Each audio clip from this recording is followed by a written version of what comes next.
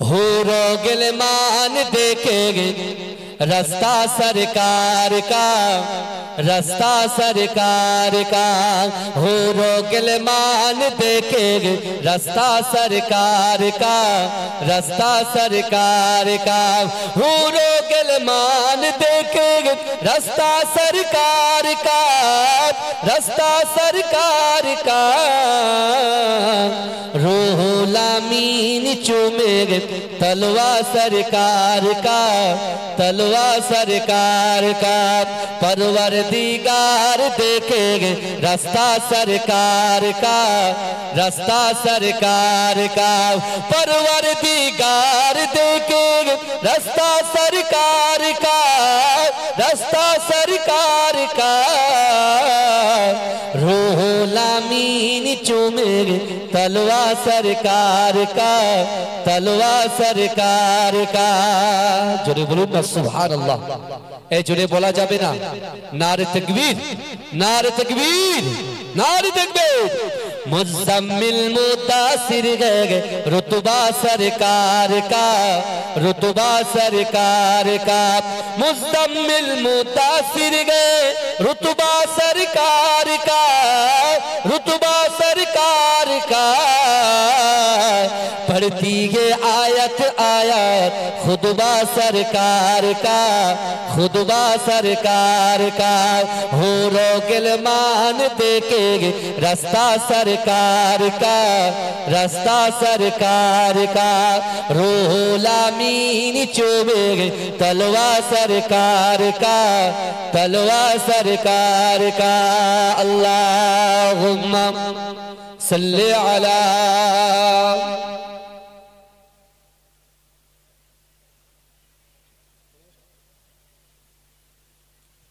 जिक्र करें ला इलाहा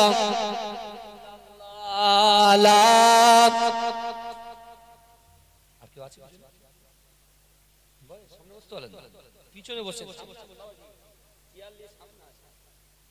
সকলে বলুন সাল্লাল্লাহু আলাইহি ওয়াসাল্লাম। নাহমাদুহু ওয়া নুসাল্লি আলা রাসূলিহিল কারীম। আম্মা বাদ। উপস্থিত আমার সম্মুখে বসে থাকা দিনদার ইমানদার আল্লাহওয়ালা নেককার আমার মুরব্বী বাপেরা, আমার চাচা জানেরা, আমার প্রাণ প্রিয় যুবক ভাইরা, পদ্মার অঞ্চলে ধার্মিকা পর্দা নশিনা আমার আম্মা জান ও বোনেরা, আল্লাহ পাক রব্বুল আলামিনের দরবারে লাখো কোটি শুকরিয়া জ্ঞাপন করি যে আল্লাহ পাক আজিকার দিনেতে আমাদের মতো গুনাহগার, খাতাকার, সিয়াকার, নাচিস বান্দা বান্দি গুলোকে কিছু সময় এ জান্নাতের বাগানে কোরআন হাদিস শ্রবণ করবার মতো তৌফিক ইনায়েত করে দিয়েছেন। সকলে উচ্চ আওয়াজে বলুন আলহামদুলিল্লাহ। মহব্বতে বলুন ভাই আলহামদুলিল্লাহ। তারপর পরেই শান্তির দূত, সাম্যবাদের সদাচারী, মুফাখখারে মওজুদাত, ইমামুল আম্বিয়া, খাতামান নবিয়্যিন, হাবিবে লবিবে তাবিব জনাবে মুহাম্মদ মুস্তাফা, সকলে বলুন সাল্লাল্লাহু আলাইহি ওয়াসাল্লামের রওজা মুবারকে, মাজার মুবারকে কোটি কোটি কোটি কোটি দরুদ ও সালাম। সকলে বলুন সাল্লাল্লাহু আলাইহি ওয়াসাল্লাম। আজকে আমরা পাড়ার মানুষ, গ্রামের মানুষ একত্রিত ভাবে যে জান্নাতের বাগানের মধ্যে বসেছি, আমার অনেক যুবক ভাইরা এখানে বসে আছেন। এই মজলিসে অনেকে বেনামাজি বসে আছেন, এই মজলিসে অনেকে লটারি কাটে, এরকম ব্যক্তিও বসে আছেন। এই মজলিসে অনেক গুনাহ করেছি, রাতের অন্ধকারে, দিনের আলোতে, প্রকাশ্যে অপ্রকাশ্যে, জাহিরিতে বাতিনিতে অনেক গুনাহ করে গুনার বোরা মাজায় নিয়ে এই জান্নাতের বাগানে আমরা বসে আছি। ভালো করে বুঝবেন কথা ভাই। মাশাআল্লাহ, আপনাদের এই এলাকায় আমার অনেক বন্ধু আছে, বুঝলেন। যারা আলিয়া ইউনিভার্সিটি থেকে পড়াশোনা করেছেন, খারিজি মাদ্রাসা থেকে পড়াশোনা করেছেন, খুব ভালো ভালো আলেম এখানে আছে, বুঝলেন, আমার জানা আছে। তারা সব চাকরি করে, আমিও একটা মাদ্রাসায় চাকরি করি, বুঝলেন।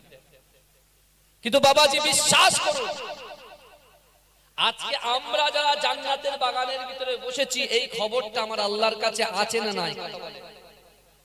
আমার আল্লাহর কাছে আছে। এখন যদি কেউ প্রশ্ন করে, হুজুর আপনি তো বললেন আল্লাহর কাছে আছে, তাহলে একটা দলিল দিন কোরআন থেকে। কারণ বর্তমান সময়ে আমাদের অবস্থা কিন্তু খুব শোচনীয়। মুসলমানদের পরিস্থিতি, আমাদের যে দাবদাওয়া ছিল, আজকে আমরা নিজের পায়ে নিজেরাই কুলুল মেরে সব শেষ করে ফেলেছি।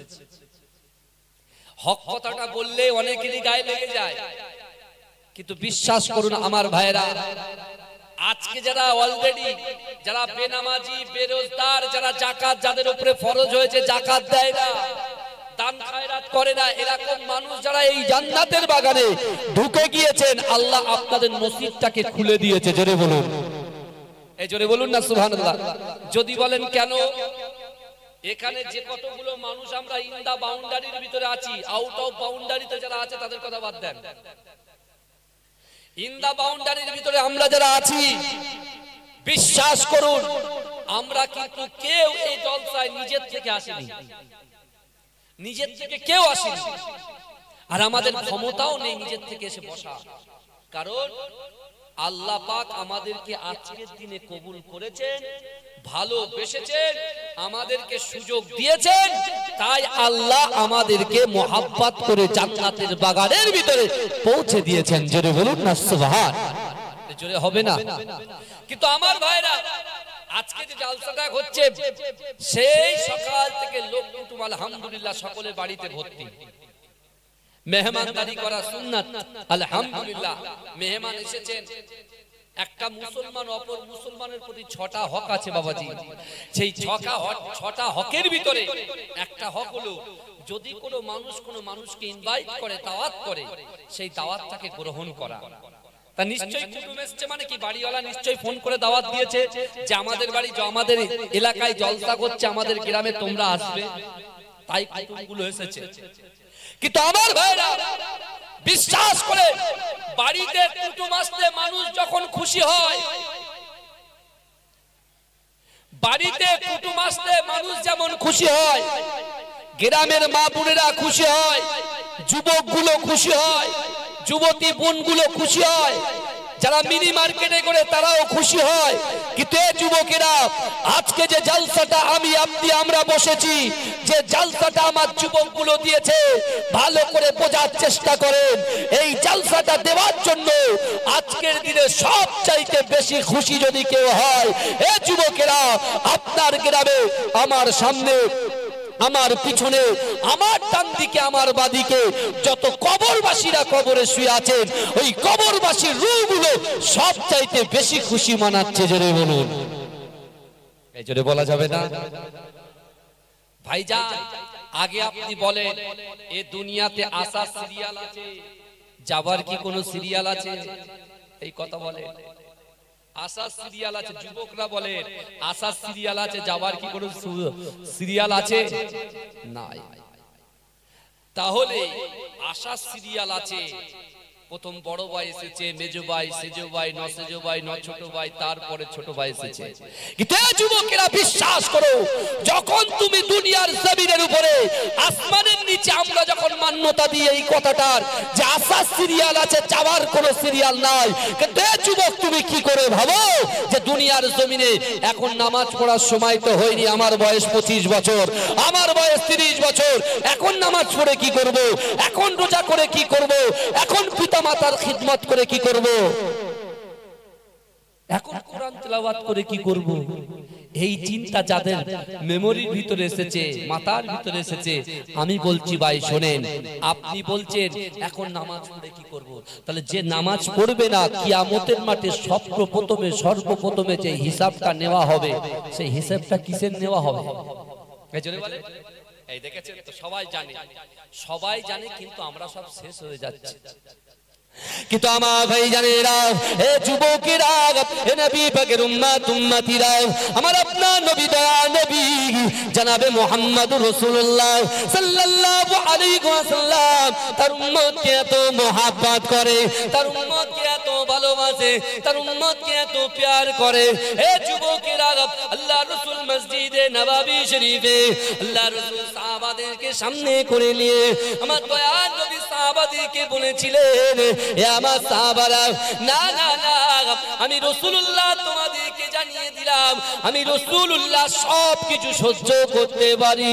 আমার উম্মত জাহান্নামে যাবে, আমি রাসূলুল্লাহ এটা কখনো সহ্য করতে পারি না। এজন্য বলেন, আমার রাসূল কি বললেন যে আমি সব সহ্য করতে পারি, আমার উম্মত জাহান্নামে যাবে এটা আমি রাসূল সহ্য করতে পারি না। কিন্তু যুবকেরা, আজকে যারা আমার যুবকগুলো জান্নাতের বাগানের ভিতরে বসেছে, আমি তাদেরকে বলতে চাই, বিশ্ব নবী, হায়াতুন নবী, নূর নবী, মুফাক্কারে মওজুদাত মুহাম্মদ মুস্তাফা সাল্লাল্লাহু আলাইহি ওয়াসাল্লাম তার 63টা বছর জিন্দেগিতে রাসূল আমাদের কি দিয়ে গেছেন, আর আজকে আমরা রাসূলকে কি দিচ্ছি? রাসূল আমাদেরকে কি দিয়েছে? রাসূল আমাদেরকে কোরআন দিয়েছে, শরিয়াত দিয়েছে, হাদিস দিয়েছে, পিতামাতার মহব্বত শিখিয়েছে, স্ত্রীর হক শিখিয়েছে, স্বামীর হক শিখিয়েছে। এগুলো কার শেখানো জিনিস? রাসূলুল্লাহ। জোরে বলবেন না? আরে জোরে হবে না সুবহানাল্লাহ? আরে ভাইজান একটু জোরে বলুন না সুবহানাল্লাহ। আরে শোনেন না, যে জায়গায় বসেছেন আল্লাহর কোরআন বলছে বিসমিল্লাহির রহমানির রহিম, ইন্না রাব্বাকা লাবিল মিরসাদ। আমার আল্লাহ বলছে নিশ্চয়ই আমি আল্লাহ আমার বান্দা এবং বান্দীদের দিকে সতর্ক দৃষ্টি রাখি। জোরে বলে, কি দৃষ্টি রাখে? সতর্ক দৃষ্টি রাখে। আসুন একটু ব্যাখ্যা শুনেন। আল মিরসাদের ব্যাখ্যা করতে গিয়ে তাফসীরকারকরা বলছেন, বাবাজি আপনারা বলেন তো, একটা শিকারী যখন শিকার করে, ওই শিকারীটা সঙ্গে সঙ্গে শিকার ধরে না, তার দিকে তাকিয়ে থাকে? বাপ বলে তার দিকে তাকিয়ে থাকে। তাহলে একটা শিকারী যেমন শিকারের দিকে তাকিয়ে থাকে, আমার আল্লাহ পাক তার বান্দা বান্দীকে এত মহব্বত করে, এত ভালোবাসে, এত প্রেম করে। এই যুবকেরা ভালো করে বোঝার চেষ্টা করে। আল মিরসাদের ব্যাখ্যা করতে গিয়ে তাফসীরকারকরা বলছেন, একটা শিকারী যেমন শিকারের দিকে তাকিয়ে থাকে, তার থেকে কোটি কোটি কোটি কোটি গুণ বেশি আল্লাহ তার বান্দা বান্দীদের দিকে তাকিয়ে থাকে। এই জোরে বলবেন? জোরে বলা যাবে না সুবহানাল্লাহ? কিন্তু এখন যারা বলছে কেন নামাজ পড়ব, কেন রোজা করব, এ হুজুর তো চলবে না, এ তো ঠিক জায়গায় ঘা দিচ্ছে। তুমি কম্বল মুড়ে দিয়ে বাজে বাজে পিকচার, বাজে বাজে ভিডিও কল তুমি করবে, আর তোমাকে ছেড়ে দেওয়া হবে? ছেড়ে দেওয়া হবে না। এ যুবক, তুমি একটা বার ওই ফিলিস্তিন থেকে শিক্ষা নাও। আজকে ফিলিস্তিনের মুসলমানরাও কালেমা পড়েছে, লা ইলাহা ইল্লাল্লাহ মুহাম্মাদুর রাসূলুল্লাহ। আজকে আপনাদের এই গ্রামের মানুষ, আপনার এই বাদুড়িয়া ব্যানার মানুষ, এনারাও কালেমা পড়েছে, লা ইলাহা ইল্লাল্লাহ মুহাম্মাদুর রাসূলুল্লাহ। কিন্তু এই যুবকেরা ভালো করে বোঝার চেষ্টা করেন, আমেরিকা আর ইউরোপের যারো সন্তান ইসরাইল যেভাবে ফিলিস্তিনকে অ্যাটাক করেছে, মায়ের কোল থেকে সন্তানকে কেড়ে নিয়েছে, স্বামীর কোল থেকে স্ত্রীকে কেড়ে নিয়েছে, স্ত্রীর কোল থেকে স্বামীকে কেড়ে নিয়েছে। এই যুবকেরা বিশ্বাস করুন, তাদেরকে যখন প্রেসের ক্লাব থেকে গিয়ে তাদের মুখে মাইক ধরছে, যুবকগুলো বলছে, শোনেন, বাপ চলে গেছে তো কি হয়েছে, মা চলে গেছে তো কি হয়েছে, ভাই চলে গেছে তো কি হয়েছে, সব কিছু ছাড়তে রাজি আছি, কিন্তু বাইতুল মুকাদ্দাসকে ছাড়তে রাজি নয়। জোরে বলেন, এই জোরে বলবেন না? তো তাদেরকে জিজ্ঞাসা করা হচ্ছে, বাইতুল মুকাদ্দাসকে ছাড়বে না? বলে কেন ছাড়বে না? কেন ছাড়বে না? ভাইজান, আমরা কার জন্য, কার ওসিলায় আল্লাহ দুনিয়াতে পাঠিয়েছেন একবার বলবেন? কার ওসিলায় পাঠিয়েছেন? নবী পাকের ওসিলায়। নবী ছাড়া কোনো কথা হবে না। নবীকে বাদ দিয়ে কিছু হবে না, এটা মাথায় রাখবেন। তারপর অন্য কিছু, এক দুটো জিনিস আপনার কলিজার ভিতরে রাখতে হবে। আল্লাহর কোরআন বলছে বিসমিল্লাহির রহমানির রহিম, ইয়া আইয়ুহাল্লাযীনা আমানুত্তাকুল্লাহ। আল্লাহর কোরআন বলছে। আমাদের অনেক বন্ধু আছে, আমি এসেই বললাম এই এলাকায় আমার প্রচুর বন্ধু আছে, তাহলে আমারও বন্ধু আছে, আমার যুবকগুলোরও বন্ধু আছে না নাই? কথা বলে। কিন্তু বন্ধু কেমন হওয়া উচিত সেটা কিন্তু কোরআনে বলা আছে। যে কোনো বন্ধুর হাত ধরবেন অত সহজ নয়, ভালো করে বুঝতে হবে। আল্লাহর কোরআন বলছে ইয়া আইয়ুহাল্লাযীনা আমানুত্তাকুল্লাহ, ইয়া আইয়ুহাল্লাযীনা আমানু, হে আমার বিশ্বাসী ঈমানদার বান্দারা, ওয়াত্তাকুল্লাহ, আল্লাহকে ভয় করো। কাকে ভয় করো? আল্লাহকে ভয় করো। তারপরে আল্লাহ বলছেন ওয়াকুনু মা'আস সাদিকিন, আর সত্যবাদীদের সঙ্গে থাকো। জোরে বলেন, কাদের সঙ্গে থাকতে হবে? সত্যবাদীদের সঙ্গে থাকতে হবে। কে বলছে? কোরআন বলছে। তাহলে একদিকে আল্লাহর ভয়, আবার আল্লাহ কোরআনে বললেন কুল ইন কুনতুম তুহিব্বুনাল্লাহ ফাত্তাবিউনি ইউহিব্বুকুমুল্লাহ। হে নবী আপনি বলে দিন যে আমি আল্লাহ আমাকে ভালোবাসতে চাই, আমাকে ভালোবাসার আগে যেন আপনাকে ভালোবাসে। কে বললেন কথাটা? আল্লাহ স্বয়ং নিজে বললেন আমাকে ভালোবাসার আগে আমার হাবিবকে ভালোবাসে। যদি তোমরা হাবিবকে ভালোবাসতে পারো, আমি আল্লাহ বলছি যে বান্দা বান্দি আমার হাবিবুল্লাহকে মহব্বত করলো, ভালোবাসলো, আমি আল্লাহ বলছি তার জিন্দেগি জীবনের সমস্ত রকম গুনাহ খাতাগুলোকে আমি আল্লাহ ক্ষমা করে দিলাম। জোরে বলে, জোরে বলবেন না? আমার ভাই জানেরা, এ নবী পাকের উম্মত উম্মতিরা, এ নবী দিওয়ানারা, বিশ্ব নবী রাসূলুল্লাহ সাল্লাল্লাহু আলাইহি ওয়াসাল্লাম কাবা শরীফের পাশে বসে আছেন। হঠাৎ করে জিবরাইল আলাইহিস সালাতু ওয়াসাল্লাম আমার দয়ার নবীকে এসে সালাম দিলেন, আসসালামু আলাইকা ইয়া রাসূলুল্লাহ, আসসালামু আলাইকা ইয়া হাবিবাল্লাহ। এ যুবকেরা, আমার দয়ার নবী জিবরাইলের সালাম দিলেন। সালামের জবাব দেওয়ার পরে জিবরাইল বলছে ইয়া রাসূলুল্লাহ, ইয়া হাবিবাল্লাহ, হুজুর আল্লাহ আমাকে পাঠিয়েছে আপনাকে মক্কা ছেড়ে ইয়াসরিবের জমিনে চলে যেতে বলেছে। এ যুবকেরা, যেই না এই কথা রাসূলুল্লাহ শুনেছে, আমার দয়ার নবীর চোখ দিয়ে অজানয়নে ঝরঝর করে পানি পড়ে। আল্লাহ রাসূল কাঁদতে শুরু করে দিয়েছে। এ যুবকেরা, আমার দয়ার নবী এত কান্না কাঁদে। জিবরাইল জিজ্ঞাসা করে ইয়া রাসূলুল্লাহ, ইয়া হাবিবাল্লাহ, হুজুর আপনি কাঁদবেন না, কাঁদবেন না, আপনার কান্না আমি জিবরাইল সহ্য করতে পারি না। ওই সময় দয়ার নবী বললেন ভাই জিবরাইল, না না না, আল্লাহকে গিয়ে বলো আমি রাসূলুল্লাহ এই মক্কা ছেড়ে কোথাও যাব না, কোথাও যাব না। জিবরাইল চলে গেলেন আল্লাহর কাছে। আল্লাহর কাছে গিয়ে বলছে আল্লাহ আপনার হাবিব বলছে মক্কা ছাড়বে না, ইয়াসরিবের জমিনে যাবে না। আল্লাহ বললেন না জিবরাইল যাও, আমার হাবিবকে বলো আমার হাবিব যেন মক্কা ছেড়ে ইয়াসরিবের জমিনে যায়। ভাইজান বিশ্বাস করেন 3 বছর আগে কোভিড-19 হয়েছিল, করোনা ভাইরাস, মনে আছে তো? এই কোভিড-19 আমরা কেউ ঘরের বাইরে বারোতে পেরেছি, আর যদি গেছি পুলিশ একদম পালিশ করে ছেড়ে দিয়েছে। বুঝতে পারছেন না? এখন একটা কোভিড পেশেন্টকে যদি, তখনকার সিচুয়েশন আলাদা ছিল, এখনকার সিচুয়েশন আলাদা হয়ে গেছে। একটা কোন কোভিড পেশেন্টকে যদি এরকম জায়গায় ছাড়া হতো, এই জায়গায় বাপ মারা গেছে ছেলে ভয়ে যায় না, মা মারা গেছে মেয়ে ভয়ে পাশেই যায় না, সেই 3 মিটার দূর থেকে বসে বসে কাঁদছে। কমিটার থেকে 3 মিটার দূর থেকে বসে বসে কাঁদছে। কারণ কি বলেন তো? কারণ করোনাটা এমন ভাইরাসে পরিণত করেছে, মানুষের ভিতরে ঢুকিয়ে দিয়েছে। ইসলামের ভিতরে কিন্তু ছোঁয়াছুঁয়ে বলে কোনো রোগ নেই। যারা শরিয়াত মানবে তাদেরকে বলছি, যারা শরিয়াত মানে তাদেরকে বলছি, যারা মানে না তাদেরকে বুঝিয়ে লাভ হবে না। কিন্তু ছোঁয়াছুঁয়ি রোগ বলতে ইসলামে কিছুই নাই। কিন্তু বিশ্ব নবী রাসূল সাল্লাল্লাহু আলাইহি ওয়াসাল্লামকে আমার আল্লাহ পাক ইয়াসরিবের জমিনে যেতে বলেছে। ওই ইয়াসরিবের জমিনটা ছিল তখনকার জমানায়, তখনকার সময়ে খারাপ জায়গা, যে জায়গায় রোগ উৎপত্তি হতো, রোগ জন্মাতো। দেখেন পচা খালের পাশে কেউ বসে বসে মাছ ধরে না। কারণ কি বলেন তো? মশা কামড়ালে ম্যালেরিয়া রোগ হতে পারে, ওই জন্য অন্যদিকে যায়। কিন্তু বিশ্বাস করে বিশ্ব নবী শান মান ইজ্জতকে আল্লাহ এত আলা করেছে, এত দরজা দিয়েছে, বলছে হে যুবকেরা ভালো করে বোঝার চেষ্টা করুন যে বিশ্ব নবী রাসূল সাল্লাল্লাহু আলাইহি ওয়াসাল্লামকে আল্লাহ কেন মক্কা ছাড়তে বললেন বলুন? কেন মক্কা ছাড়তে বললেন? এই জন্যই মক্কাটা ছাড়তে বললেন যাতে করে দারুন নাদওয়াতে বসে আবু জেহেল, আবু লাহাব, উতবা, সাইবা, মুগীরা, খালিদ, আবু সুফিয়ান এরা বসে বসে রাসূলকে মারার প্ল্যান করেছিল। কেন মারার প্ল্যান করেছিল?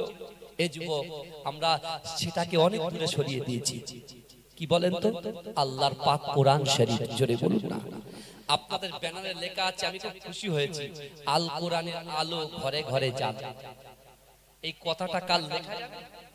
এই কথাটা হচ্ছে মুজাদ্দিদ জামান দাদা হুজুর পীর কেবলা রাহমাতুল্লাহ আলাইহি তৃতীয় নম্বর খলিফা, আমার পরদাদা মাজরাটি পীর সাহেবের আব্বা, আমার পরদাদা, তিনি একটা কিতাব লিখেছিলেন। অনেক কিতাব লিখেছেন ফারসি আরবিতে, একটা বাংলায় কিতাব লিখেছেন, যে কিতাবটার নাম হচ্ছে হালকায়ে জিকির। জোরে বলুন না। ওই হালকায়ে জিকির কিতাবের মধ্যে কি লেখা আছে জানেন? বলছেন চিরসুখী তবে হবে, একমত হও সবে, মনে মুখে পড়ো সবে লা ইলাহা ইল্লাল্লাহু মুহাম্মাদুর রাসূলুল্লাহ। জোরে বলুন না সুবহানাল্লাহ। শান্তি পেতে গেলে একতার প্রয়োজন আছে, কথা ঠিক না বল? আপনি একতা কোথা থেকে শিখবেন? ভ্রাতৃত্ব কোথা থেকে শিখবেন? বড়দেরকে সম্মান করবেন কোথা থেকে শিখবেন? ছোটদেরকে সম্মান করবেন কোথা থেকে শিখবেন? পিতামাতার সম্মান করবেন কোথা থেকে শিখবেন? আপনার স্ত্রীকে আপনার হক আদায় করতে হবে কোথা থেকে শিখবেন? ওই কোরআন থেকে শিখবেন। আর যে কোরআন যে যুবকটা ধরে নেবে, কোরআনকে যে মহব্বত করবে, কোরআনকে যে সিনার মধ্যে রেখে দেবে, কোরআনকে যে আপন করে নেবে, আল্লাহ পাক রব্বুল আলামিন দুনিয়ার জমিনে সেই যুবকের, সেই যুবতীর, সেই নারী, সেই পুরুষের বড় বড় সমস্যাকে আল্লাহ সমাধান করে দেবে। জোরে বলুন না। বড় বড় বিপদ থেকে আল্লাহ হেফাজত করবে। জোরে বলে, এই জোরে বলা যাবে না? সেই কোরআন আমার রাসূল পড়েছিলেন কোথায়? তারপরে কোরআন শুনে আবু জেহেল, আবু লাহাব সকলে ঢুকে গেছে রাসূলুল্লাহর ঘরে। রাসূলকে গিয়ে কি বলতে জানেন? বলছে আবু জেহেল বলছে, মুহাম্মদ শোনো, তুমি কোরআন পড়ছো, পড়ো, এই কোরআন যেন ঘরের বাইরে না যায়। এই কথা বলেন না। আল্লাহ যেটা করে ভালোর জন্যই করে। কেন আল্লাহ কোরআনে বলছেন, বান্দা বিসমিল্লাহির রহমানির রহিম ওয়া হুয়া মাআকুম আইনামা কুনতুম। আল্লাহ বলছে, বান্দা তোমরা যেখানে, আমি আল্লাহ সেখানে। জোরে বলুন, জোরে বলুন না সুবহানাল্লাহ। আল্লাহ আবার বলছে বিসমিল্লাহির রহমানির রহিম নাহনু আকরাবু ইলাইহি মিন হাবলিল ওয়ারিদ। বান্দা আমি আল্লাহ তোমার ঘাড়ের শিরা উপশিরা থেকে অতি নিকটবর্তী, তোমাদের সাথে থাকি। জোরে বলে ভাই, লটারি কাটা কি বলেন তো? হারাম। জুয়া খেলা হারাম। পিতামাতার কষ্ট দেওয়া হারাম। জিনা করা হারাম। মদ খাওয়া হারাম। সুদ খাওয়া হারাম। তাই তো? তাহলে এই কাজগুলো আমরা সব লুকিয়ে লুকিয়ে করি, তাই না? যত গুনাহ আমরা করি লোকে দেখিয়ে দেখিয়ে করি না, লুকিয়ে লুকিয়ে লুকিয়ে লুকিয়ে করি। আগে বলে আমার বাবাজি হাসছে আমার কথা শুনে, মানে ঠিক জায়গায় লাগছে, বুঝলেন? এখন কথা হলো, যে গুনাহগুলো আমরা করি, গুনাহগুলো আমরা প্রকাশ্যে করি না, গোপনে গোপনে করি। কিন্তু আল্লাহর এই কোরআনের আয়াতকে আপনি ফেলতে পারবেন।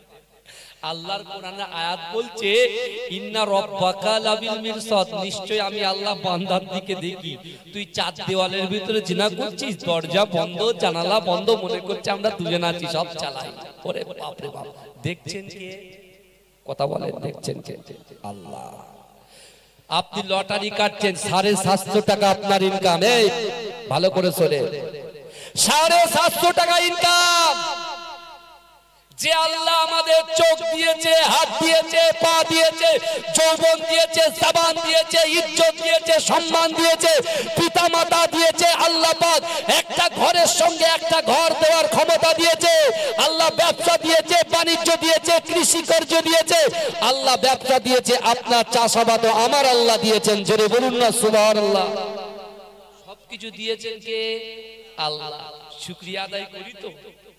এই শুকরিয়া আদায় করি তো? আমার আল্লাহ কোরআনে কি বলছেন? বিসমিল্লাহির রহমানির রহিম আহাসিবান নাসু আইয়ুতরাকু আইয়াকুলু আমান্না ওয়া হুম লা ইফতানুন। এ যুবকেরা, এ নবী পাকের উম্মত উম্মতিরা, একটু ভালো করে বোঝার চেষ্টা করেন। এ যুবকেরা, আল্লাহ পাক রব্বুল আলামিন ওই কোরআনের মধ্যে পরিষ্কার ভাবে বান্দাকে জানিয়ে দিও, বান্দা আমি আল্লাহ তোমাদেরকে জানিয়ে দিলাম, তোমরা যারা ঈমান এনেছো তোমরা কি মনে করো আমি আল্লাহ তোমাদেরকে ছেড়ে দেব? এ যুবকেরা, আল্লাহর কোরআনের দিকে ভালো করে ফলো করুন, আল্লাহর কোরআনটা একটু ভালো করে বোঝার চেষ্টা করেন। এ যুবকেরা, এ নবী পাকের উম্মত উম্মতিরা, আল্লাহর কোরআন বলছে বান্দা আহাসিবান নাসু ওয়াইতরাকু আইয়াকুলু আমান্না, ও বান্দা তোমরা যারা ঈমান এনেছো তোমরা কি মনে করো আমি আল্লাহ তোমাদেরকে ছেড়ে দেব? ওহুম লা ইফতানুন, আমি আল্লাহ কি তোমাদের পরীক্ষা করব না? এই আয়াতে আমরা কি বুঝলাম? আল্লাহ বলছেন বান্দা তোমরা যারা ঈমান এনেছো, এখানে আমরা যারা বসে আছি আমরা সকলেই কলেমা পড়েছি লা ইলাহা ইল্লাল্লাহ মুহাম্মাদুর রাসূলুল্লাহ, জোরে বলবেন না? এই কলেমা পড়েছি তো, কথা বলেন না? তাহলে আমরা সকলে ঈমান এনেছি। আমরা যেখানে ঈমান এনেছি তাহলে আল্লাহ বলছেন বান্দা তোমরা যারা ঈমান এনেছো, অর্থাৎ আমরা ঈমান এনেছি মানে আল্লাহ আমাদেরকে বলছে, নারীকেও বলছে, পুরুষকেও বলছে, যুবককেও বলছে, যুবতীকেও বলছে, সবাইকে বলছে। আর কথায় আল্লাহর বান্দা বান্দিকে আল্লাহ বলছেন যে তোমরা যারা ঈমান এনেছো তোমরা কি মনে করো আমি আল্লাহ তোমাদেরকে ছেড়ে দেব? অহুম লা ইফতানুন, আমি আল্লাহ কি তোমাদের পরীক্ষা করব না? আমি আল্লাহ কি তোমাদের পরীক্ষা করব না? এ যুবক, আল্লাহ যৌবন দিয়ে পরীক্ষা করবে, আল্লাহ শক্তি দিয়ে পরীক্ষা করবে, আল্লাহ অর্থ দিয়ে পরীক্ষা করবে। একটা যুবক সে সারাদিন শরীর চর্চা করে জিমে যায়, সে বাইসেপ টাইসেপ চেস্ট সবকিছু বানিয়ে ফেলেছে, কিন্তু আল্লাহ ওই যুবকের শরীরের মধ্যে এমন একটা রোগ ঢুকিয়ে দেবে, এমন একটা রোগ পুশ করে দেবে, ওই যুবকটাকে আল্লাহ পরীক্ষা করবে। অহুম লা ইফতানুন, আমি আল্লাহ ওকে এত সুন্দর যৌবন দিয়েছি, ও আমার শুকরিয়া আদায় করেছে, এখন আমি আল্লাহ ওই যুবকটার ভিতরে রোগ ঢুকিয়ে দিব, ও কতটা শুকরিয়া আদায় করে আমি আল্লাহ দেখব। আল্লাহ পারে কি পারে না? একজন ব্যবসাদার প্রচুর ব্যবসা, দিনে আপনার 20,000 টাকা করে বাড়িতে নিয়ে আসে, আল্লাহ ওই ব্যবসাদার তার ব্যবসায় ক্ষতি করে আল্লাহ পরীক্ষা করবে এক বান্দা আমার কতটা শুকরিয়া আদায় করেছে। আমার ভাইজানেরা, এ নবী পাকের উম্মত উম্মতিরা, এ নবী দিওয়ানারা, একটু ভালো করে বোঝার চেষ্টা করুন বাবা। বিশ্ব নবী রাসূলুল্লাহ আমাদের জন্য কত কষ্ট করেছে, কত মেহনত করেছে। আমার রাসূলুল্লাহ আমাদের জন্য অত্যাচারিত হয়েছে, লাঞ্ছিত হয়েছে, বঞ্চিত হয়েছে, কিন্তু যুবকেরা আমার দয়াল নবী পাক জবানে জানিয়ে দিয়েছে আমি রাসূলুল্লাহ জবান থেকে যে কথাটা বলি, আমি রাসূলুল্লাহ আমার ঠোঁট মুবারক থেকে যে কথাটা পার হয়ে যায়, জবান মুবারক থেকে যে কথাটা পার হয়ে যায়, আমার আল্লাহ পাক আসমানের উপরে ওই কথাটাকে কবুল করে নেয়। এ যুবকেরা, বিশ্ব নবী রাসূলুল্লাহ সাল্লাল্লাহু আলাইহি ওয়াসাল্লাম আবার সাহাবাদের মাঝখানে কাঁদতে কাঁদতে বললেন, এ আমার সাহাবারা, আমি রাসূলুল্লাহ জানিয়ে দিলাম দুনিয়ার জমিনে এখনো আমার অনেক উম্মত উম্মতি থাকবে, নারী এবং পুরুষের ভিতরে আমার অনেক উম্মত উম্মতি থাকবে, অনেক আল্লাহর বান্দা বান্দি থাকবে, তাদের কলিজার ভিতরে যদি আল্লাহর ভয় থাকে, রাসূলুল্লাহর মুহাব্বত থাকে, 5 ওয়াক্ত মাসাল্লা বিছিয়ে নামাজ আদায় করে আল্লাহর দরবারে দুহাত উত্তোলন করে আমার ওই উম্মত উম্মতি নামাজের বাড়িতে আল্লাহর কাছে যেটা চাইবে আমার আল্লাহ পাক ওই উম্মত উম্মতি ওই বান্দা বান্দিদের দোয়াটাকে আসমানের উপরে কবুল করে নেবে। এই জোরে বলবেন না? আচ্ছা আচ্ছা আচ্ছা, একটা পোল্ট্রির ঘর আছে, সেখানে পরিষ্কার করে দিয়েছে, আমার মা বোনেরা অনেক হয়ে গেছে, আপনারা কিছু ভাগে আপনারা এই পোল্ট্রির ফার্মে চলে যান, চলে যান, মায়েরা চলে যান, বেশি জোরে জোরে কথা বলবো। হাই হাই ভাইয়ের পোল্ট্রির ঘর, তাই তো? আমার হাই ভাইয়ের পোল্ট্রির ঘরে চলে যান, মাশাআল্লাহ, আমার হাই ভাইয়ের পোল্ট্রির ঘরে চলে যান। এই কথাগুলো অসুবিধা হচ্ছে না শুনতে? কথা বলেন না? তাহলে আল্লাহ রাসূল কি বললেন? এখানে অনেকে বসে আছে, কত নিয়ত করেছি, নিয়ত কবুল হয় না, কত নিয়ত আমরা করেছি, ভালো করে বুঝবেন আগে, কত নিয়ত আমরা করেছি কিন্তু কবুল হয় না। আমার মা বোনেরা অনেক নিয়ত করেছে কিন্তু কবুল হচ্ছে না, তার কারণ কি? কারণ খুঁজতে হবে, কারণ খুঁজতে হবে। আর আল্লাহর রাসূল বলছেন যে আমি রাসূলুল্লাহ জবান দিয়ে যে কথাটা বলি আল্লাহ আসমানে কবুল করে নেন।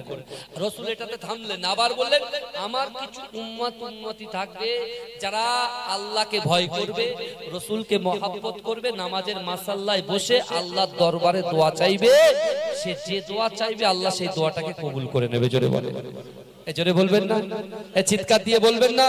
রাসূল বলছে বড় বড় সমস্যার মধ্যে পড়বে আল্লাহ সমাধান করে দেবে। জোরে বলুন না সুবহানাল্লাহ। এই নামাজের ভিতরে যে কি পাওয়ার, কোরআন তেলাওয়াতের ভিতরে যে কি পাওয়ার, এ যুবকেরা বিশ্বাস করুন, কোরআনকে যেভাবে আমরা বাড়ির ওই সুকেসের উপরে সুন্দর একটা চামড়া দিয়ে হোক, সুন্দর একটা ক্লাব দিয়ে হোক, জুসদানি দিয়ে হোক, একদম করে টাইট করে বেঁধে ও সুন্দর করে আঁতর টাঁতর লাগিয়ে একেবারে সবার উপরে ঠিক আছে রেখে দিয়েছে। ওই ঘরে আবার টিভিও আছে, আবার কি বাঘের ছবি, পাখির ছবি, নানান রকম ছবি দিয়ে রেখেছে। ভাইজান একটা জিনিস মাথায় রাখতে হবে, যে ঘরে ছবি থাকবে সে ঘরে আল্লাহর রহমতের ফেরেশতা প্রবেশ করে না। আর এখন যদি আপনি মনে করছেন যে রহমতের ফেরেশতা আসবে, ঘরে বরকত হবে কোরআন রাখলে, অত সহজ মনে করেন না। কোরআনটা রাখার জিনিস নয়, কোরআনটা পড়ার জিনিস এবং তার ভিতরে যেটা আছে সেটা পড়ে বুঝে আমল করার জিনিস। জোরে বলুন, জোরে বলবেন না। কোরআন আমরা শুনতে পছন্দ করি না, কিন্তু আবু জেহেল বসে বসে শুনেছে। বিশ্বাস করেন একদিন রজনীতে রাতের বেলা আবু জেহেল যখন ছটফট করছে, আবু জেহেলের স্ত্রী উম্মে জামিল বলছে হ্যাঁ গো, তুমি তো রাতের বেলা ঘুমোলেই নাক ডাকিয়ে ডাকিয়ে ঘুমাও, কিন্তু এখন দেখছি কদিন ধরে মুহাম্মদ যখন 40 বছরে একদিন হলো নবুয়ত পেল, কোরআন তেলাওয়াত করছে, একদিন শুনে বাড়ি এসে আর তুমি ছটফট করছো কেন? বলছে আগামী কিছুদিন পরে বাণিজ্য মেলা হবে, অল ওভার ওয়ার্ল্ড থেকে মক্কায় লোক ঢুকবে, আমি মক্কার বড় নেতা, আমার একটা চিন্তা হয় না? আমার বুঝলেন কে বলছে? আমার চিন্তা হয় না, কে বলছে? আবু জেহেল। এখন আবু জেহেলের স্ত্রী বলছে তোমার তুমি কি চিজ আমি জানি, হ্যাঁ লোক আসবে তোমার চিন্তা করছে, অত সহজ না, নিশ্চয়ই কোনো কারণ আছে, হ্যাঁ চোর আমার ধরতে হবে। উম্মে জামিল কি করছে? উনিও ছটফট করছে, বলে চুপচাপ ঘুমা না। বলে আমি ঘুমাবো কেন? বলে ছটফট করে আমার ঘুম আসে নাকি? বলছে আচ্ছা ঠিক আছে। মহিলা চালাক। উম্মে জামিল কি জানেন, আমার রাসূল যখন নিজের বাড়ি থেকে কাবা শরীফে নামাজ পড়তে যেতেন, হারামে নামাজ পড়তে যে এই উম্মে জামিল কাঁটা বিছিয়ে দিত। এই জলসা আপনারা আজ থেকে বহু বছর আগে শুনেছেন, কাঁটা বিছিয়ে দিত। এই সেই উম্মে জামিল আবু জেহেল। ও কি করেছে? ইচ্ছা করে ঘুমানোর ভান করেছে, ঘুমানোর ভান করে চোখ বুজিয়ে আছে। আর আবু জেহেল ছটফট ছটফট করছে। কোথায় যাবে জানেন? গভীর রজনীতে আমার রাসূল তাহাজ্জুদের নামাজের পরে কাবা শরীফের পাশে বসে বসে চিল্লে চিল্লে কোরআন পড়ে। জোরে বলে, কে জোরে বলে? এখন আবু জেহেল শুনেছে ঘরের ভিতরে উনি হুমকি দিয়েছে রাসূলুল্লাহকে। কি হুমকি দিয়েছিল? কোরআন যেন বাইরে না যায়। রাসূল বলছে আমি আল্লাহর হাবিব আজ থেকে সংকল্প করলাম, নিয়ত করলাম যে এই কোরআনটা আমি বাইরে নিয়ে যাব এবং সারা বিশ্বের দরবারে পালিতে পালিতে আমি রাসূল কোরআন বন্টন করে দিয়ে যাব। জোরে বলে, এই আমার রাসূল নিয়ত করেছিলেন, রাসূল জবান দিয়ে আল্লাহর কাছে নিয়ত করেছিলেন। নিয়তটা কবুল হয়েছে কি হয়নি? কথা বলে, হ্যাঁ আল্লাহর রাসূল যখন কোরআনটাকে সারা বিশ্বের জমিনে ছড়িয়ে দিলেন, এই যুবকেরা আবু জেহেল চিন্তা করছে কোরআন যদি বাইরে চলে যায়, যে মুহাম্মদকে পাগল বলেছি, যে মুহাম্মদকে কবি বলেছি, যে মুহাম্মদকে শায়ের বলেছি, সেই মুহাম্মদ যখন কাবা শরীফের পথে এরকম ভাবে কোরআন তেলাওয়াত করে, আমি আবু জেহেল তো মুহাম্মাদের জন্য পাগল, তাহলে লোক তো পাগল হয়ে যাবে, আমাকে আর কেউ নেতা বলবে না, আমার কাছ থেকে লোক কেটে চলে যাবে কোথায়? বিশ্ব নবী রাসূলুল্লাহর কাছে। হ্যাঁ কিন্তু আবু জেহেল ঘরে ঘুমাতে পারছে না। আবু জেহেল কম্বলটা নিয়ে আস্তে আস্তে এগিয়ে যাচ্ছেন কোথায়? আমার রাসূলুল্লাহ কোরআন শুনবে বলে। জোরে বলুন না।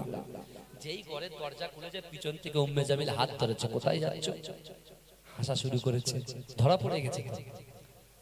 কি ব্যাপার, তুমি এত গভীর রজনীতে কোথায় চলছো? বলছে দেখো তুমি তো আমার স্ত্রী। এই যখন ধরা পড়ে যায় তখন কি মাথাটা নিয়ে যায়। যত বড়ই বীর পালোয়ান হোক না কেন, হোম মিনিস্টারের কাছে কিন্তু সাইজ হয়ে যায়। বুঝতে পেরেছেন? অত সহজ। কিন্তু আমার ভাইরা একটা ভালো করে বোঝার চেষ্টা করেন, আপনার গ্রামে কোরআন আছে, মসজিদে কোরআন আছে, মাদ্রাসায় কোরআন আছে, কিন্তু আমার যুবকগুলো যে টাইমটা নামাজ পড়ার দরকার ছিল, আপনার ফজর চলে গেল, জোহর চলে গেল, আসর চলে গেল, মাগরিব চলে গেল, এশা চলে গেল, যে টাইমটা কোরআন তেলাওয়াত করার টাইম, সেই টাইমটা চলে গেল। সারাক্ষণ তুমি মাচায় বসে, দোকানে বসে, চায়ের দোকানে বসে আড্ডায় সময় কাটিয়ে দিলে। এদিকে তুমি এমন করে জান্নাতের বাগানে ওয়াদাবদ্ধ হচ্ছ, দুনিয়াতে আসার সিরিয়াল আছে, যাওয়ার কোনো সিরিয়াল নাই। যদি ওই সময় মৃত্যুটা হয়ে যায়, ওই সময় যদি ইজা জাআজালুহুম লা ইস্তাখিরুনা সাআতাও ওয়া লা ইস্তাকদিমুন ওয়া জাআত সাকরাতুল মাউত বিল হক, মৃত্যুর যন্ত্রণা হচ্ছে সত্য। এ যুবক, ওই মৃত্যুটা যদি হয়ে যায়, মৃত্যুটা কি জান্নাতি মৃত্যু হবে না জাহান্নামী মৃত্যু হবে? কথা বলে। তা আমরা জান্নাতে যেতে চাই না জাহান্নামে যেতে চাই? জান্নাতে যেতে চাই। ভালো করে বোঝেন। আবু জেহেল স্ত্রীকে বলছে, দেখো কিছু মনে করো না, একটা কথা বলবো যেন দুই কান না, পাঁচ কান যেন না হয়। বলছে কি? বলছে শোনো না, যেদিন থেকে মুহাম্মদুর রাসূলুল্লাহর মুখ থেকে কোরআন শুনেছি, ওই কোরআন না শুনে আমি আবু জেহেলের ঘুম আসবে না। জোরে বলেন, জোরে বলবেন না? যে এই কথা বলেছে, উম্মে জামিল বলছে, আপনার সাথেও না আমার অনেক কথা ছিল, আপনার সাথেও আমার অনেক কথা ছিল। বলে কি কথা? বলে শোনেন না, যেদিন থেকে আমিও মুহাম্মদুর রাসূলুল্লাহর উপরে কোরআন শুনেছি, সেদিন থেকে আমারও ঘুম আসছে না। জোরে বলেন, জোরে বলবেন না সুবহানাল্লাহ। এই কোরআনটা বাইরে যখন বেরিয়েছে, দারুন নাদওয়াতে বসে যখন আপনার আবু জেহেল যখন রাসূলকে মারার প্ল্যান করছে, আমার আল্লাহ আসমান থেকে,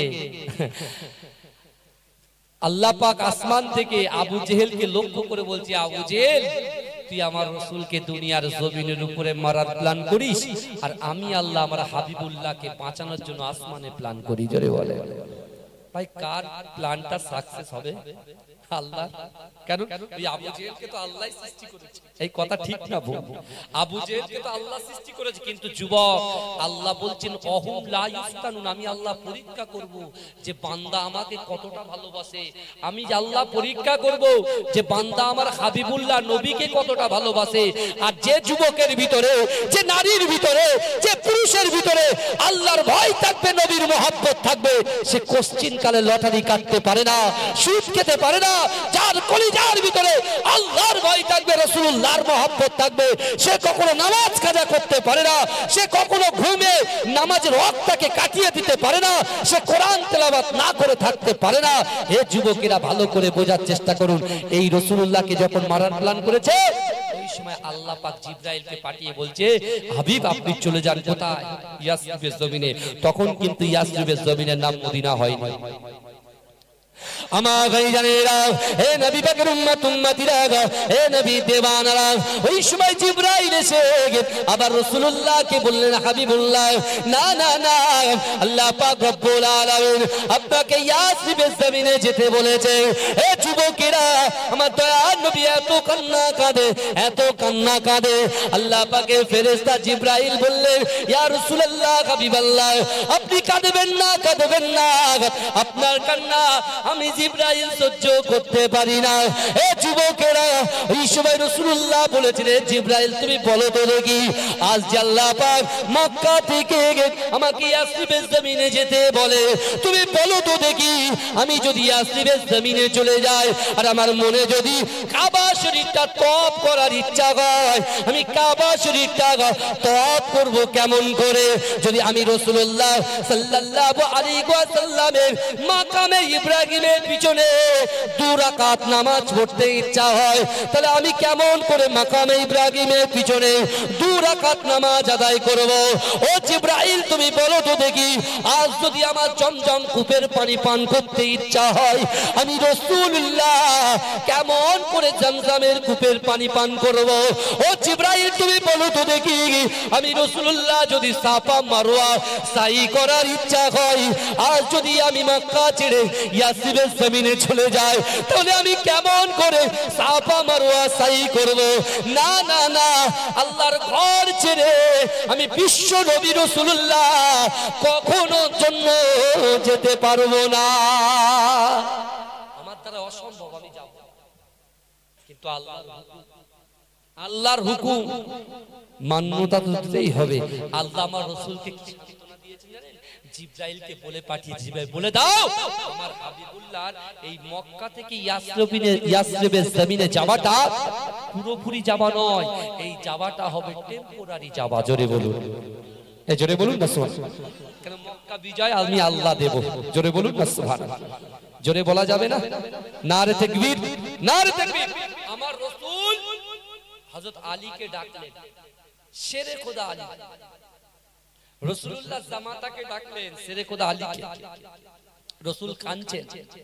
আবার আল্লাহ জিবরাইলকে পাঠিয়ে বলছে, যাও জিবরাইল আমার হাবিবুল্লাহকে বলো আমি আমার হাবিবুল্লাহর কদম মোবারকের শান, পা মোবারকের শান, মান ইজ্জতকে আমি আল্লাহ এত করেছি যে ইয়াসরিবের জমিনে রোগ উৎপত্তি হয়, আমার হাবিবুল্লাহর কদমটা ইয়াসরিবের জমিনে পড়বে, আর আমার রাসূলুল্লাহ আমার হাবিবুল্লাহর কদমটা ইয়াসরিবের জমিনে পড়ার সাথে সাথে আমি আল্লাহ পাক রব্বুল আলামিন ওই ইয়াসরিবের জমিনের নামটাকে চেঞ্জ করে দিয়ে মদিনা শরীফ বানিয়ে দেব। এছাড়া বলুন, রাসূল খুশি হয়ে গেলেন। রাসূল কি হয়ে গেলেন? খুশি হয়ে গেলেন। কেন খুশি হলেন? আল্লাহ রাসূলের সাথে যাবে কে? সিদ্দিক আকবর। রাসূল অ্যাডভান্স বলে দিয়েছিলেন। কিন্তু আমার ভাইরা, এখানে কিন্তু আল্লাহ হযরত আলী হুজুরকে পরীক্ষা নিচ্ছে। কেউ যদি জানতে পারে আজ রাতের বেলায় আমাকে কতল করা হবে, তাহলে সে কি বাড়িতে বসে বসে কি ডিমের বয়েল খাবে, দেশি মুরগি রান ছিড়বে? সে তখন হাত উসপিস করে, তার তখন শরীর ঝালঝাল করে কাঁপবে। কথা ঠিক না বল? আল্লাহর রাসূল সাল্লাল্লাহু আলাইহি ওয়াসাল্লাম হে যুবকেরা আলীকে বলেছিলেন, আলী তুমি আমার কাছে এসো, আজ রজনীতে আমি রাসূলুল্লাহ সিদ্দিক আকবরকে নিয়ে বেরিয়ে যাব, আল্লাহর হুকুম।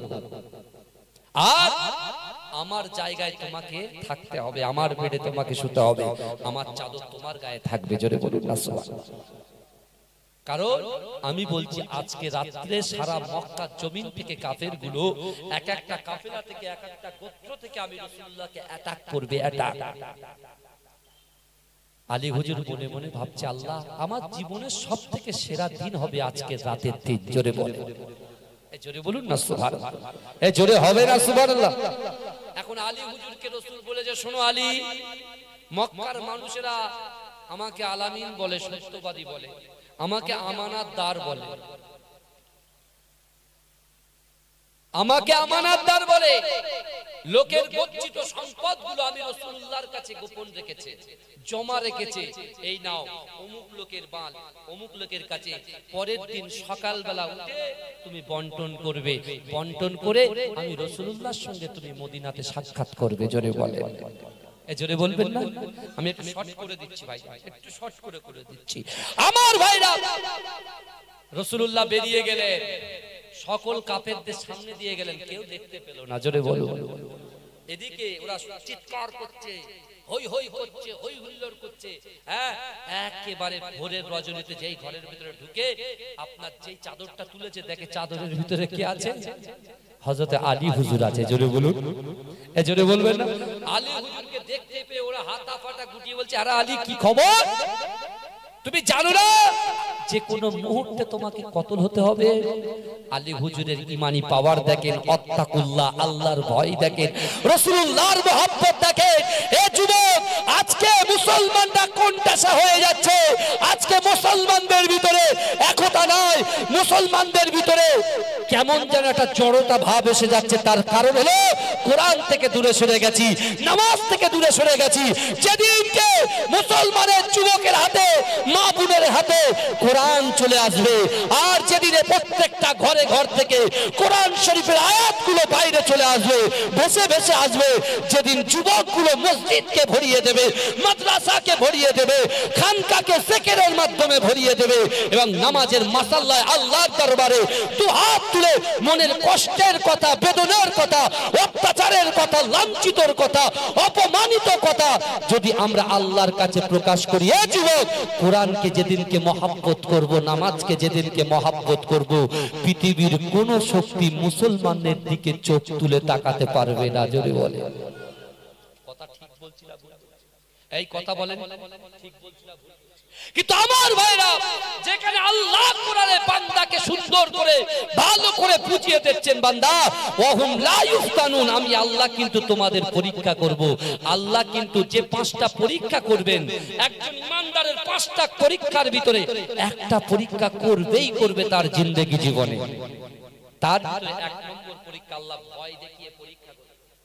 মানুষ আমাদেরকে জোর পূর্বক বলবে এই কর সেই কর, সমাজদারও কো ইশারায় কাঁপিয়ে সব জিনিস খোলাখুলি বলতে রে, কিছু কিছু সিচুয়েশনে কিছু ইশারা দিতে হয়। ভাইজান, এখন কিন্তু এসবের সময় নেই, কে তাবলীগ, কে জামাতে ইসলাম, কে অমুক, কে তমুক। কিন্তু ভাইজান, আমরা সকলে মুখে পড়েছি লা ইলাহা ইল্লাল্লাহ মুহাম্মাদুর রাসূলুল্লাহ।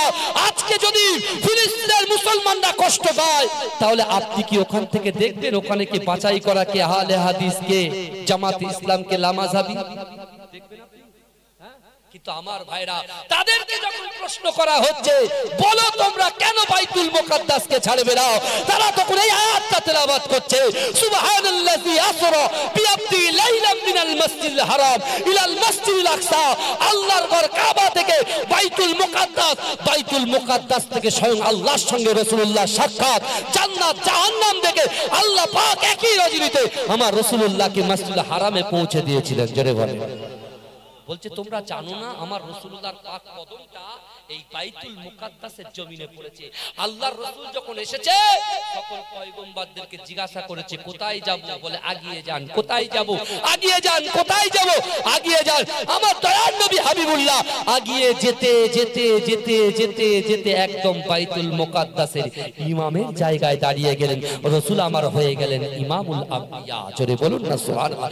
রাসূল হয়ে গেলেন ইমাম, আর পিছনে দাঁড়ানো ওই সকল পয়গম্বররা হয়ে গেল মুক্তাদি। জোরে বলুন না সুবহান।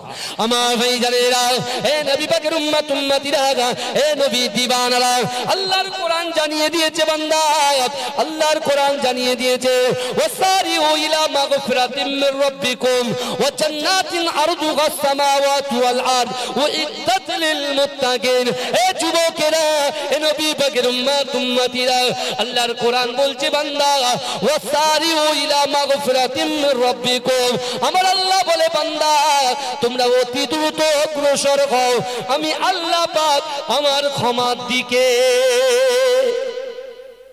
আল্লাহ কোরআনে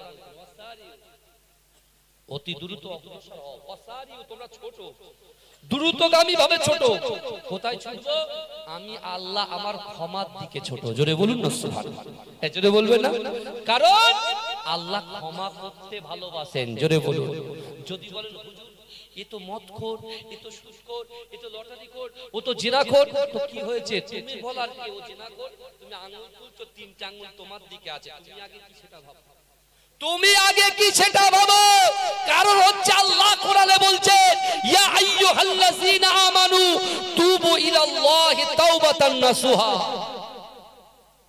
আল্লাহ বলছে আমার বিশ্বাসী ইমানদার বান্দারা, আমি আল্লাহ বলছি তওবার মতো তওবা যদি করতে পারো, তুমি বেনামাজি ছিলে, তুমি মদ করছিলে, তুমি জুয়া করছিলে, তুমি পিতামাতাকে কষ্ট দিতে, ফিরে এসো।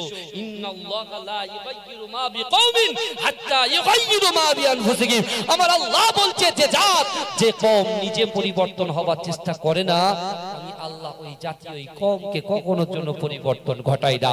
আজকে আমার যুবকের নিয়ত যদি এটা হয়, এখন তো আমার বয়স 30 বছর, এখন তো আমার বয়স 25 বছর, আগে কুত্তুর চাচার মতো 70 বছর হোক, তারপরে যাব মসজিদে। তো তুমি 70 বছর বাঁচতে পারবে তো? এই গ্যারান্টি তোমার কে দিয়েছে? কোন জমাত থেকে দিয়েছে একটু বলেন তো দেখি। এরকম কোন জমাত বার হয়েছে যে আপনাকে অ্যাডভান্স বলছে তুই 70 বছর বাঁচবি, 30 বছর র্যাম্পার, যত পারিস মজ মস্তি কর, এনজয় কর, যত পারিস মেলায় যা, যত পারিস গালাত গালাত পিকচার ভিডিও সব দেখ। এখন ঠিক নেই, তুই 70 বছর বাঁচবি, 50 বছর কমপ্লিট করে 20 বছর ইবাদত করবি। কি হবে? হ্যাঁ কি কেউ কিছু বলছেন নাকি? আমার ভাইরা ভালো করে বোঝে, কথাগুলো কিন্তু মিলিয়ে নেন ভাই, কোরআনকে সামনে রেখে বলছি, কিছু করার নেই। আল্লাহ রাসূল সাল্লাল্লাহু আলাইহি ওয়াসাল্লামের ওই সাহাবা হযরত আলীর ঈমানের মজবুতিটা দেখেন, আমি এটাই বোঝাচ্ছি। আলী হুজুরের ঈমানের পাওয়ারটা দেখুন, যখন সবাই মারার জন্য রেডি, সেই সময় কি বলতে জানেন? আপনি আশ্চর্য হয়ে বলে, আমার দয়ার নবী মুস্তাফা জানে রহমত জবান থেকে যে কথাটা বলে আল্লাহ কবুল করে নেয়। অর্থাৎ আমি আলীর কাছে আল্লাহ রাসূল মক্কার মানুষদের গচ্ছিত সম্পদগুলো রেখে গেছে, আমাকে হুকুম দিয়ে গেছে সকাল হবে মালগুলোকে বন্টন করবে, বন্টন করার পরে মদিনায় গিয়ে আমার সাথে তোমার সাক্ষাৎ হবে। অর্থাৎ যতক্ষণ পর্যন্ত মাল বন্টন না করে রাসূলুল্লাহর সামনে পর্যন্ত হাজির না হব, ততক্ষণ পর্যন্ত তোরা মারা তো দূরের কথা, আজরাইল পর্যন্ত আমার জাহান কবজ করার সাহস পাবে না। জোরে বলেন কেন? রাসূল বলেছে, রাসূলুল্লাহর কথা তো কখনো মিথ্যা হয় না। একটা যুবক সাহাবা রাসূলুল্লাহর নাম হচ্ছে হযরত তালহা রাদিয়াল্লাহু তাআলা আনহু, বয়স হচ্ছে 16 বছর। এই কত বছর? 16 বছর। 16 বছরের সাহাবা, তার পিতামাতা হচ্ছে ইহুদি। এই কিরকম আল্লাহ পরীক্ষা দিচ্ছে দেখেন, 16 বছরের একজন যুবককে, যে তার পিতামাতা ইহুদি, তারপরেও রাসূল যখন মক্কার জমিন থেকে ইয়াসরিবের জমিন অর্থাৎ মদিনার জমিনে কদম রেখেছে, ওই তালহা রাসূলুল্লাহ চাঁদ মুখখানা থেকে কালেমা পড়ে নিয়েছে, লা ইলাহা ইল্লাল্লাহ মুহাম্মাদুর রাসূলুল্লাহ। জোরে বলে। মসজিদে নববীতে রাসূল নামাজ পড়ে পিছনে তালহা দাঁড়িয়ে থাকে। হ্যাঁ, ওদিকে তালহার পিতামাতা তো অস্থির, ছেলেটা মুহাম্মদ কোথা থেকে এসেছে, আর আমার ছেলে তার জন্য পাগল হয়ে গেছে। একদিন তালহাকে জোর জবরদস্তি ঘরে তালা মেরে দিয়েছে। এই তালা মেরে চাবিটা ছুঁড়ে অন্য জায়গায় ফেলে দিয়েছে, যাতে করে তালহা যে কোনো প্রকারের চাবিটা না নিতে পারে। এখন তালহা, ফজরের আজান হচ্ছে, হযরতে বিলাল হুজুর আজান দিচ্ছে, আসসালাতু খায়রুম মিনান নাওম, ঘুম থেকে নামাজ উত্তম।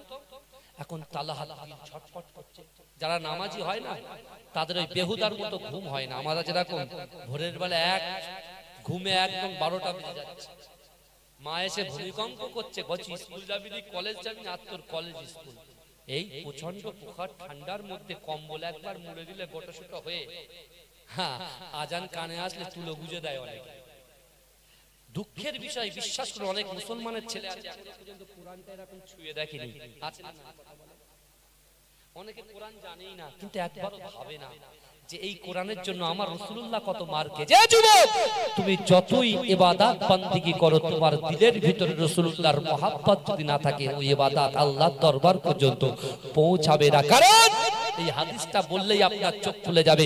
আর তাকবীর অধ্যায়ের মধ্যে পাবেন মুসলিম শরীফের হাদিস, আনসার ইবনে সাদ রাদিয়াল্লাহু তাআলা আনহু قال قال رسول الله صلى الله عليه وسلم ان العبد لا يعمل عمل اهل النار وانه من اهل الجنه وانما العمل اهل الجنه وانه من اهل النار انما الاعمال بالخواتيم। আল্লাহর রাসূলের মস্ত বড় সাহাবা বলছেন, রাসূল বলছেন, ইন্নাল আবদা, নিশ্চয়ই কোন আল্লাহর বান্দা, লা ইয়ামালু আমালা আহলিন নার, জাহান্নামবাসীদের কাজ করে। কিসের কাজ করে?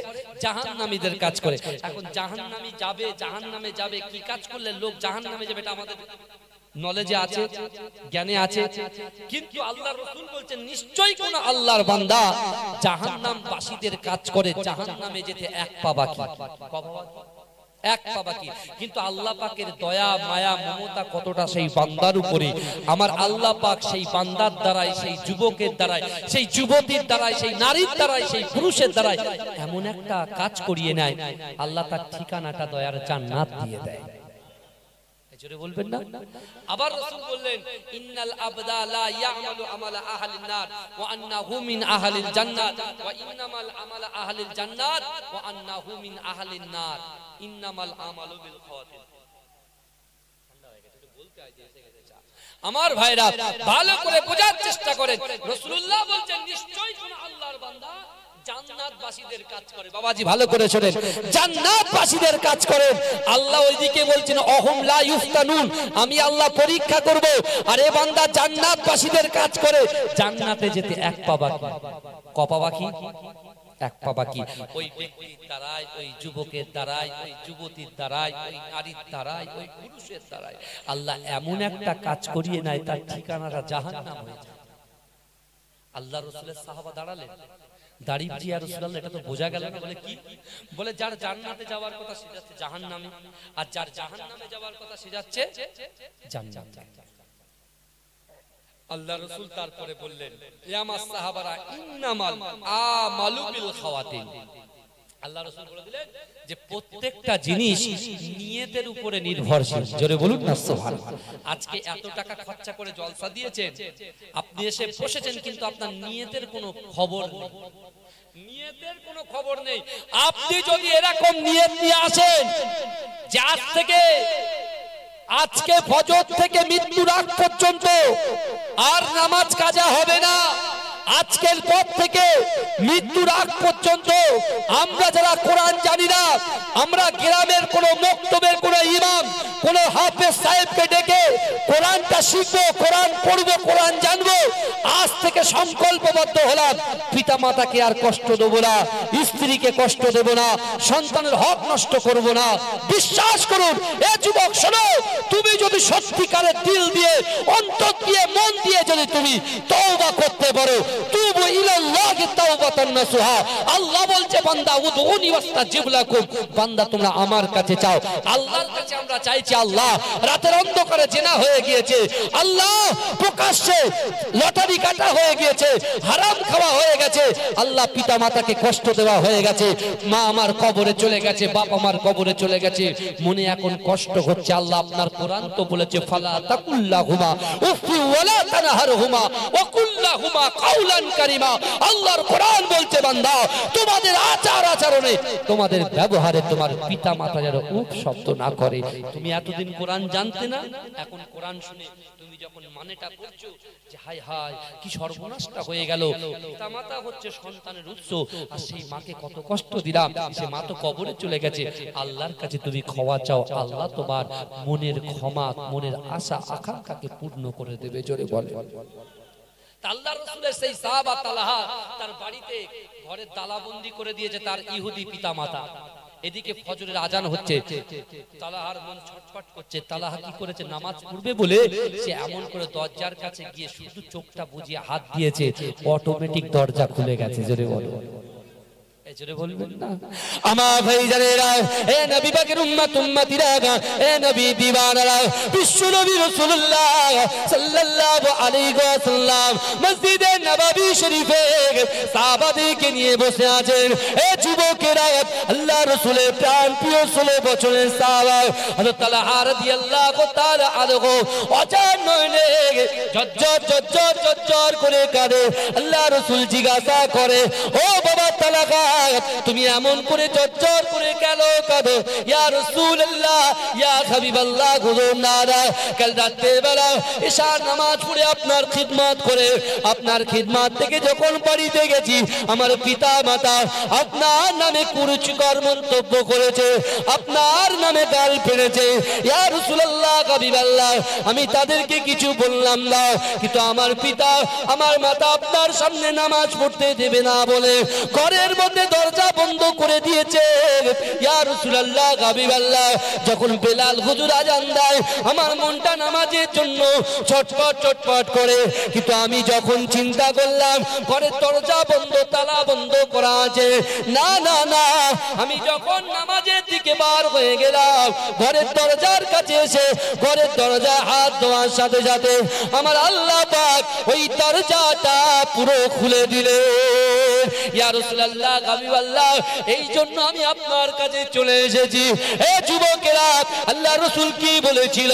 এ তালহা, না না না, মসজিদে নববী শরীফের যে জায়গাটা তোমার ভালো লাগে, যে স্থানটা তোমার পছন্দ হয়, ও তালহা শোনো, তুমি 2 রাকাত নামাজ আদায় করো, নামাজ আদায় করার পরে আল্লাহর দরবারে 2 হাত উত্তোলন করে দাও। আজকে আমি রাসূলুল্লাহ জানিয়ে দিলাম, ও তালহা, তুমি জবান দিয়ে আল্লাহর কাছে যেটা চাইবে, আল্লাহর কাছে যে নিয়তটা করবে, আমার আল্লাহ পাক তোমার নিয়তটাকে কবুল করে নেবে। বলা যাবে না? কে বললেন? আল্লাহ রাসূল তালহাকে বললেন যে আজকে তুমি মসজিদে নববীতে যে জায়গাটা পছন্দ ওই জায়গায় বসে 2 রাকাত নামাজ পড়ে আল্লাহর কাছে চাও, যেটা চাইবে আল্লাহ কবুল করে নেবে। জোরে বলুন না, জোরে বলা যাবে না সুবহানাল্লাহ?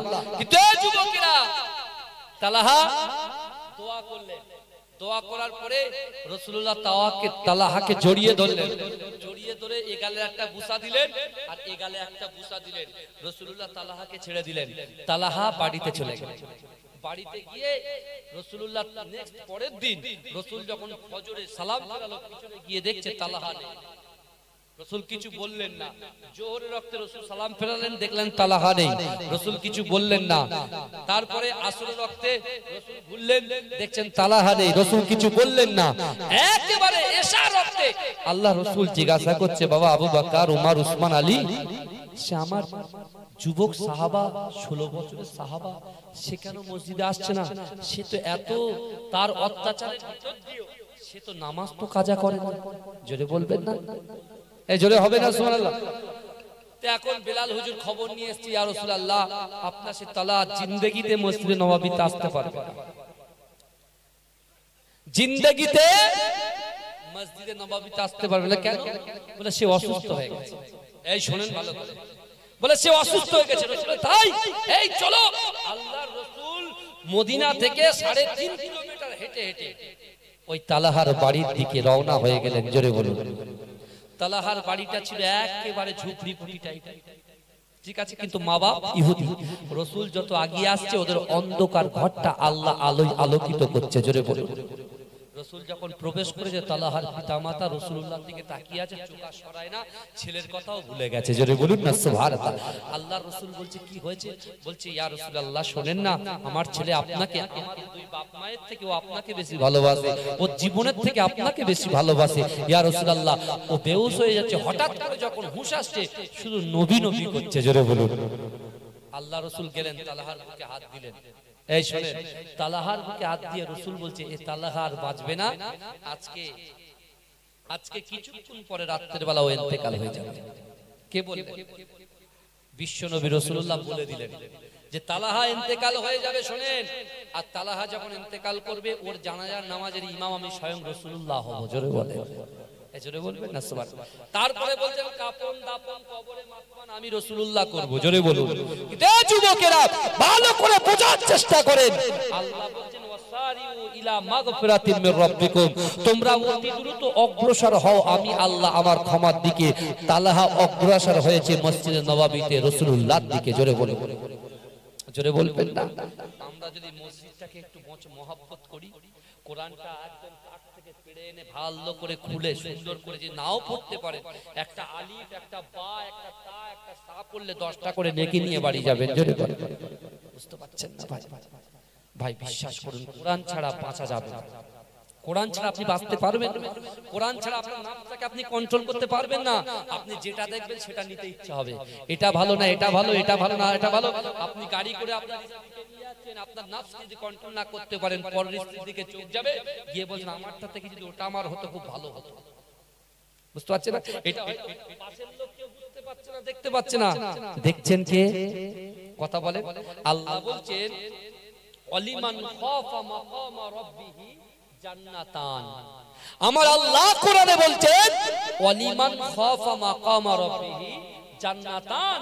আমার আল্লাহ বলছে বান্দা, যদি কোনো বান্দা বান্দির কলিজার ভিতরে, দিলের ভিতর দিয়ে আমি আল্লাহকে ভয় করি, আমি আল্লাহকে ভয় করে এবং আমি আল্লাহ আমার সামনে আসাটাকে ভয় করে, আমি আল্লাহ তাকে 2টো জান্নাত দেব। জোরে বলে এ কটা জান্নাত দেবে বলেছে আল্লাহ?